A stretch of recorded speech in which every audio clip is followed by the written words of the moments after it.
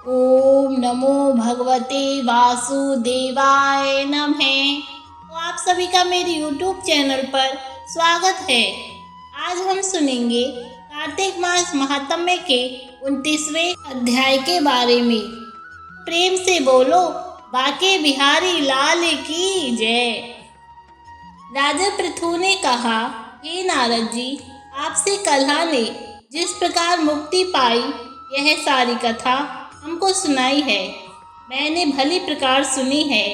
हे देवऋषि, यह काम उन दो नदियों के प्रभाव से हुआ था।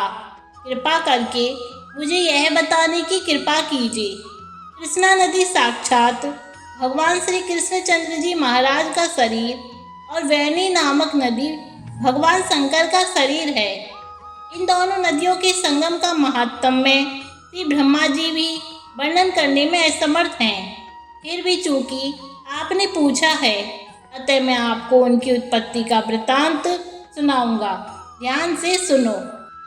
राक्षसों मनवंतर के आरंभ में श्री ब्रह्मा जी ने सहिए पर्वत के शिखर पर यज्ञ करने का निश्चय किया।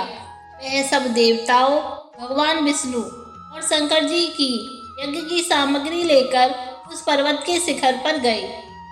अब महर्षि भृगु आदि ऋषियों ने ब्रह्म मुहूर्त में उन्हें दीक्षा देने का विचार किया, जिसके बाद उन्होंने श्री ब्रह्मा जी की पत्नी त्वरा को बुलावा भेजा। वह बड़ी आहिस्ता से आ रही थी। इसी बीच में भृगु जी ने विष्णु जी से पूछा, हे प्रभु, आपने त्वरा को शीघ्रता से बुलाया था, वह क्यों नहीं आई? ब्रह्म मुहूर्त टल गया।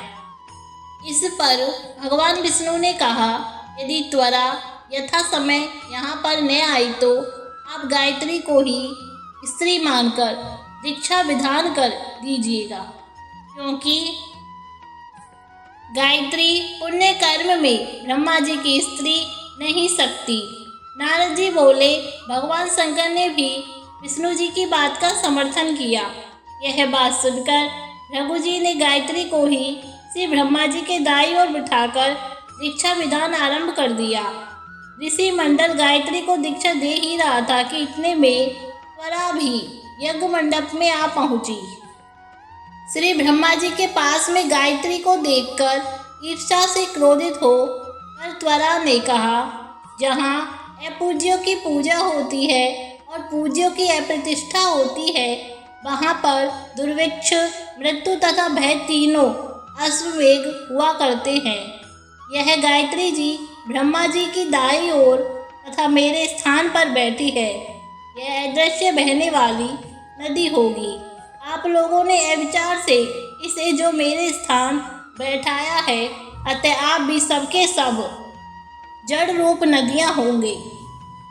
नारद जी ने राजा पृथु से कहा, हे राजन, इस तरह त्वरा के शाप को सुनकर गायत्री मारे क्रोध के लाल भभूका होकर अपने होठ काटने लगी। देवताओं के मना करने पर भी उसने उठकर त्वरा को शाप दे डाला। गायत्री ने कहा, ब्रह्मा जी जैसे तुम्हारे पति हैं, वैसे ही मेरे भी पति हैं। तुमने व्यर्थ ही श्राप दिया है, अतः तुम भी नदी हो जाओ। नारद जी ने कहा, तब तो देवताओं में भी खलबली सी मच गई। वह त्वरा को दंडवत करके कहने लगी, हे देवी, तूने जो ब्रह्मा आदि सब देवता को शाप दिया है, यदि हम सब जड़ रूप नदियां हो जाएंगे तो फिर निश्चय ही यह तीनों लोक नष्ट हो जाएंगे, क्योंकि यह श्राप तुमने बिना विचारे दिया है, अतः तुम इसे वापस ले लो। त्वरा ने कहा, हे देवतागण, आपने यज्ञ के आरंभ में गणेश पूजन नहीं किया है, इसलिए यह विघ्न उपस्थित हुआ है। मेरा यह शाप कभी खाली नहीं जा सकता, इसलिए आप सब अपने अंगों से जड़ीभूत होकर अवश्य ही नदी बनोगे। हम दोनों सौते भी अपने अपने अंशों से पश्चिम से बहने वाली नदियां बनेंगी। नारद जी ने राजा पृथु से कहा, त्वरा के यह वचन सुनकर सभी देवता, विष्णु, शंकर आदि अपने अपने अंशों से नदियां बन गई।